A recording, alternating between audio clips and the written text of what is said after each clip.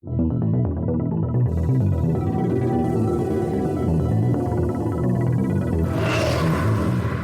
to Obscurus, your weekly dose of paranormal fiction. Every Wednesday, Obscurus features new short stories and serialized novels written by novelist, screenwriter, and voiceover artist Vijeta Banerjee. The realm of the paranormal stretches far beyond the usual horror story. So while you'll get to listen to lots of ghost stories on this podcast, there will also be many tales of lesser-known paranormal themes. To get us started, here is your host, Vijeta Banerjee.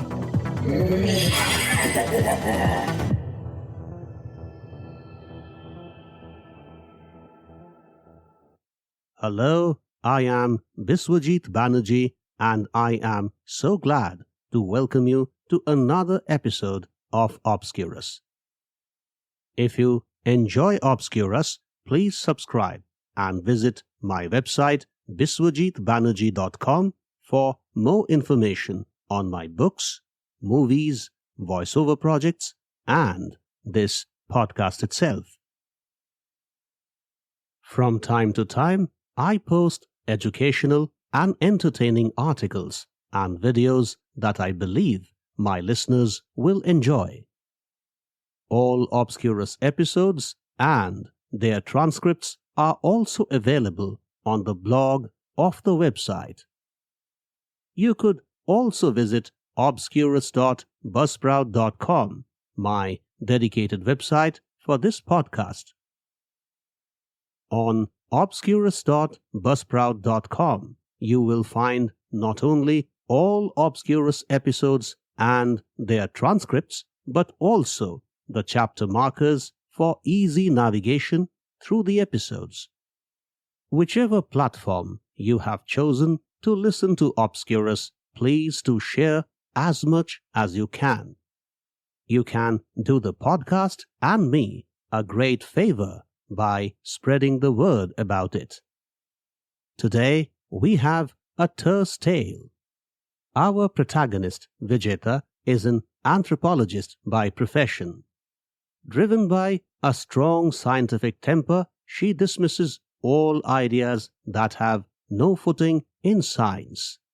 That's why she is upset to find Prasun, her colleague and a renowned anthropologist, place his trust in the legend of the Headless Ghost. Let's dive into the story.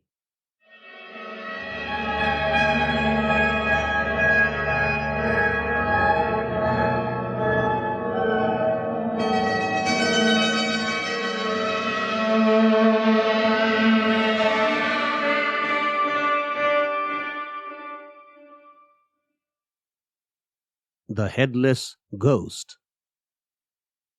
Written and performed by Vijeta Banerjee.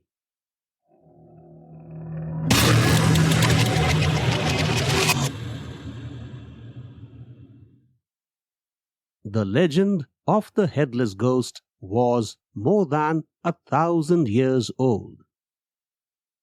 An old king got his prime minister by the name of Vijeta executed for allegedly striking a deal with an enemy kingdom.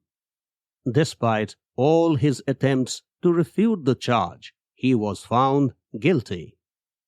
The ruler had him beheaded publicly to send a strong message.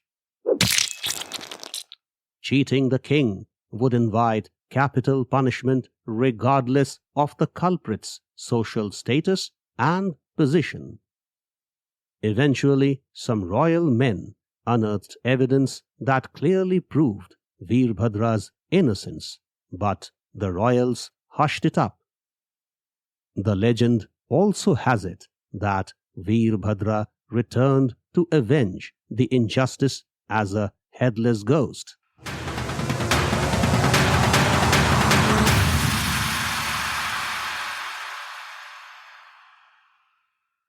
His vengeance unleashed not only on those responsible for the wrongdoing. A little after midnight, the spectre would appear in the ramparts of the castle and behead whoever came his way. many men and women of reckoning lost their heads to the ghost's rage. The new Prime Minister, the Commander-in-Chief, the Intelligence Chief, the security officers, the butlers crossing his way, and of course the old king himself, all fell to his sword. To this day, the Headless Ghost can be seen walking the hallways of the castle with his blood-stained sword, always ready to swing it at the one coming his way. Or so the legend goes.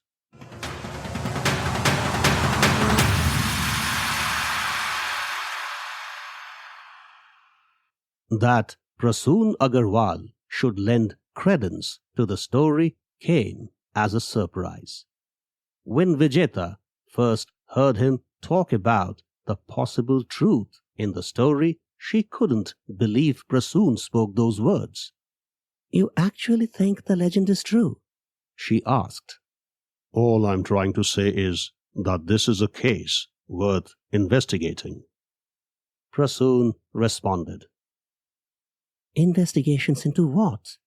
Whether or not the Headless Ghost walks the castleways?" "The entire affair, starting from the allegations, the trial, the arguments of the defense, the execution, and the possible return of the slain minister. Those were the early days of their association. Vijeta didn't wish to spoil the growing bond by pressing her arguments beyond the point. But she was plainly unhappy to find Prasun, a reputed anthropologist, place his trust in a silly tale. She later discovered that he was also a paranormal investigator, a piece of information that didn't please her in the least. Despite these blots of irrationality in his personality, Vijeta admired him for his command over cultural studies on the North Indian states, especially Rajasthan. And of course, he made an excellent colleague. Without his constant inputs, Vijeta's research papers on Bhairo Mahal, the supposedly haunted castle, wouldn't be possible. Although she distanced herself from all his paranormal investigations in the castle, she readily teamed up with Prasun in scientific research projects. After having worked together for nearly 4 years, they had become good friends. Now she didn't hesitate to criticize his leanings toward the paranormal. She would often tell him that he ought to spend his time and resources more prudently, and that investigating into the Veerbhadra affair was foolish, to say the least. They often met at Cafe Hot Point, just a kilometer away from their field office in Jodhpur, to discuss projects and research papers. Its traditional Rajasthani ambience and excellent service would beat even the best of restaurants in the city.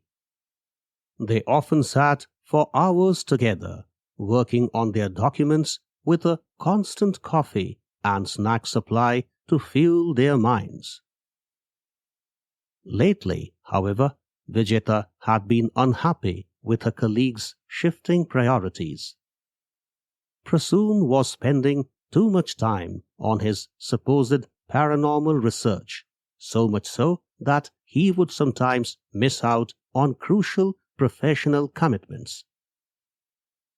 They couldn't meet the deadlines for submitting 2 vital reports to the state government because of slack in Prasun's involvement. Talks on falling effectiveness of Prasun's team, of which Vijeta was a prominent member, often took rounds in the office corridors. One wintry evening, she was waiting for Prasun at the cafe.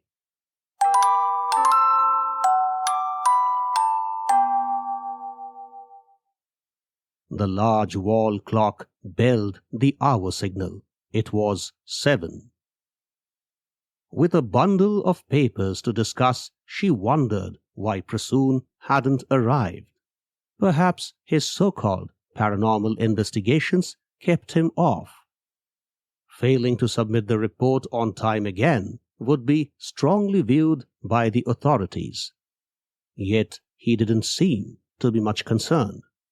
Anxious about the possible dent to her reputation as an anthropologist, Vijeta made up her mind. If Prasun failed to deliver a third time, she would change her team.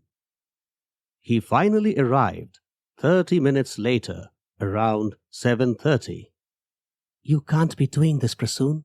I have been waiting for close to an hour now. Sorry, I got late working on last night's data. He pulled a chair and sat across her. What data? The data I collected last night from Bhairumehal. From your paranormal investigations, you mean? Yes. Have you gone bonkers, Prasun? Have you lost it all? She literally shouted. Hey, relax. Aren't you aware how the state anthropological department is going to react if we don't submit the report on time again? Please appreciate what I'm doing other than preparing this report is also important. All of us will suffer because of your negligence. You are calling my paranormal research negligence? That's not a good thing to say, Vijeta, given the fact that I now have clear proof of the ghost's existence. Oh, come on. I really have irrefutable proof. You are speaking as though you took a video of the Headless Ghost. What if I say my evidence is stronger than that? A confident smile crossed Prasun's lips. Oh, please, Prasun. You have made similar claims earlier. But this one is a solid piece of proof, he said with still greater force. Show it to me. Yes, I will. But first, I must tell you what happened last night. Go on, Vijeta said. I ventured alone into Bhairumehal since none of my fellow paranormal researchers were in the city. They are... I know. They are attending a conference in Calcutta. Yes, a conference on modern paranormal research. So, what happened in the castle? I moved around with my ghost hunting gadgetry. I had carried quite a few instruments. Many of these strange instruments are quite heavy, aren't they? Yes, they are. But I had to visit the castle last night. It was, after all, a new moon night, what you call Amavasya in many Indian languages. I know. I guess Amavasya nights are most conducive to ghost appearances. She smiled. You think all this is a joke? Never mind what I think, Prasun. Continue with your story. Prasun resumed after a brief spell of silence. Between 2 and 3, some strange noises came from the southern side of the central hallway. I swiftly moved to that part of the castle to check. Believe me, he was there. The Headless Ghost? Indeed, the Headless Ghost. Draped in royal clothes, Veerbhadra rushed toward me. Blood covered his robes, and I could see some of it spilling over the floor. Amid stains of blood, the massive sword in his hand shone. Suddenly, his eyes filled with terror, and he struggled for breath.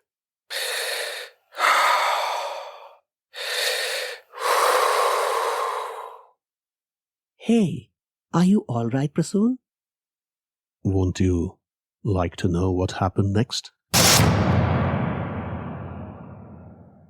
Well, yes, she said with some unease.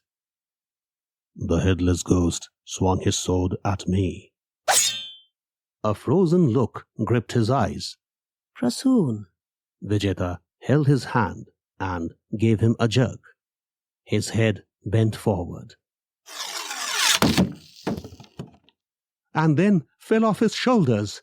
It bumped on the table, scattering blood and bits of flesh all around before ending up toward her side of the table with the stump of the throat touching her breasts. As the horror gripped her in the next fraction of the moment, she shrieked despite choking in the throat.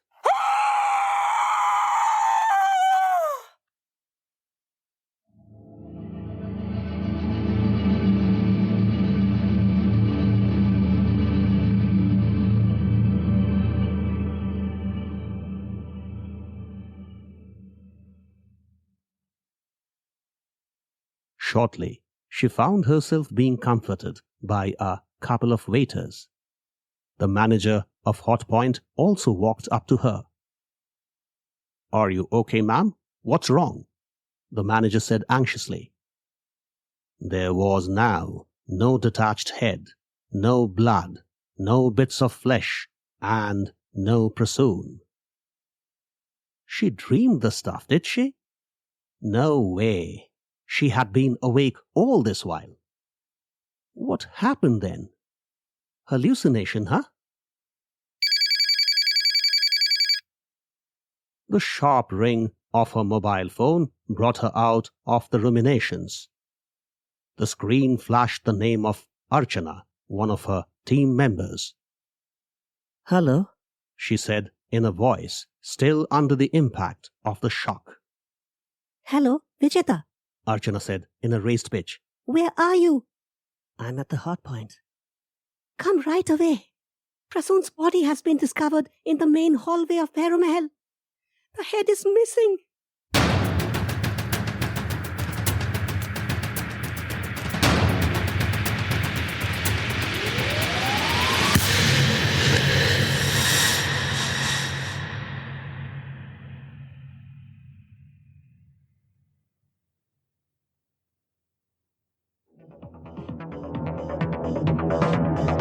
Thanks for listening to Obscurus. If you like what you heard, please subscribe and visit biswajitbanerjee.com for more information about Biswajit's books, movies, documentaries, and other creative pursuits. We shall see you next Wednesday with another episode of Obscurus. Till then, take care.